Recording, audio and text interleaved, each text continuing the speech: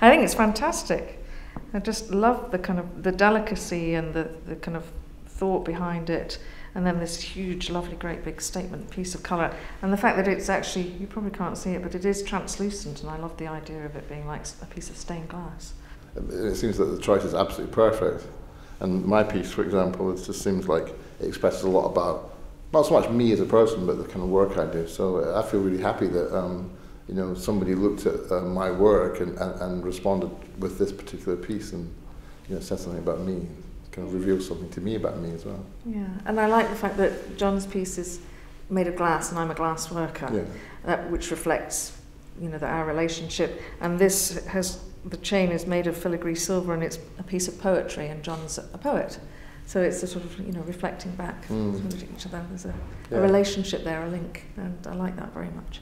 It's very sculptural, definitely. I like the way that it's using jade, and the rings are very, the color combination is very interesting, but they are like tiny sculptures. They are really nice to play with and to look at them. Yeah, I mean, I've seen this work before. I've never worn anything like this, so it's been quite nice, yes. And a very, very interesting way of how it's put together, and the clasp at the back is another little piece of sculpture. They're very nice, a very good work, excellent. Well, I'm fascinated by it. It's such an amazing construction. It's articulated. It makes me think of all sorts of things, beasties, snakes. It's incredible colour, although it's actually silver. It's oxidised silver, so it's been transformed. And it's not something I would ever have chosen for myself, but it's, well, fun to wear. And it's an amazing piece of work. I think it's been a great choice. The curator chose a piece of jewellery for each of us, and I love the fact that this is very plain, very structured and geometrical, but it's got very nice details the way all the links are put together. I think it's fantastic. Isn't it such a strong statement? It's just so beautifully austere, minimalist, but beautifully designed. I mean, that's very, very clever that it sits so perfectly. For me, it just is absolutely me. I love it. And in fact, so much so that I said to Mary, how would you feel if, or how would you cope if those of us wearing our jewellery got overly fond of it? So yes, I think it's very beautiful, very beautiful. Actually, if you're wearing it, you cannot see. So just seeing people's reaction is very interesting. It seems like it's she choose especially this necklace for me. It seems like it's a size and sort of this designs works very well on me. This piece, I love the drama of it. It's you know, its size, it's the way it catches the light and reflects the light. It's really dramatic. I also love the fact it has the air of being a natural object. It looks like mother of pearl or something like that. So it's really got a really sort of satisfying earthy feel to it as well. Yes, this is gold and steel. It's not the sort of thing I would normally wear. I'm not a great jewellery person, but I'm advised by others that it goes very well with the jacket.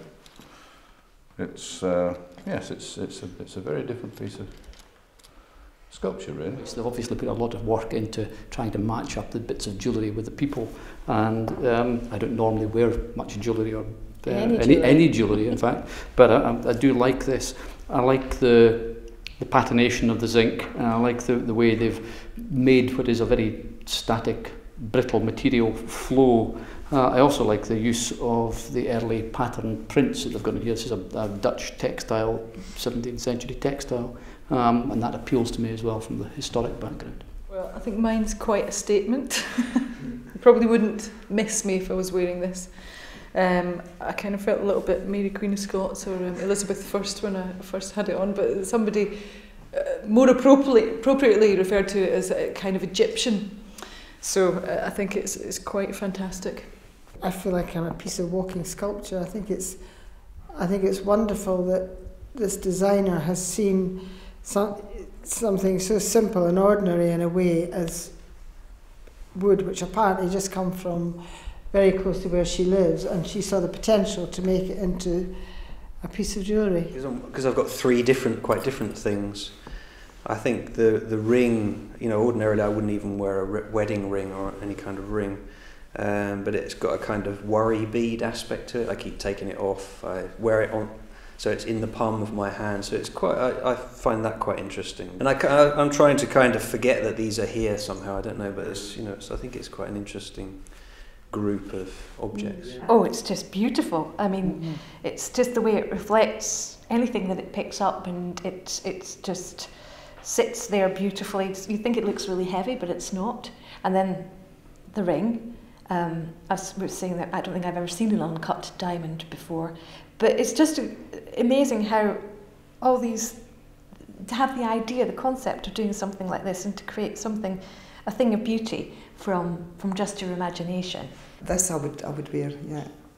I really like it, yeah. And I got the ring as well. But this, it kind of you want to touch it all the time, you know, because it changes, keeps changing.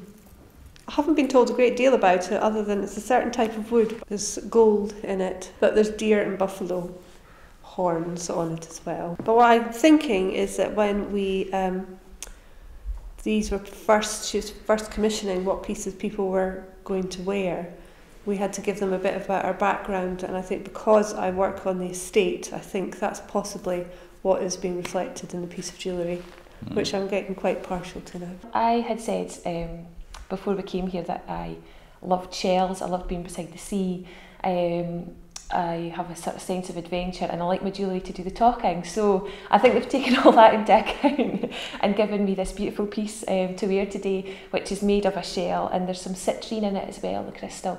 And apparently the staples on it are made of gold, so I feel very privileged to wear it today. And it certainly is a statement piece.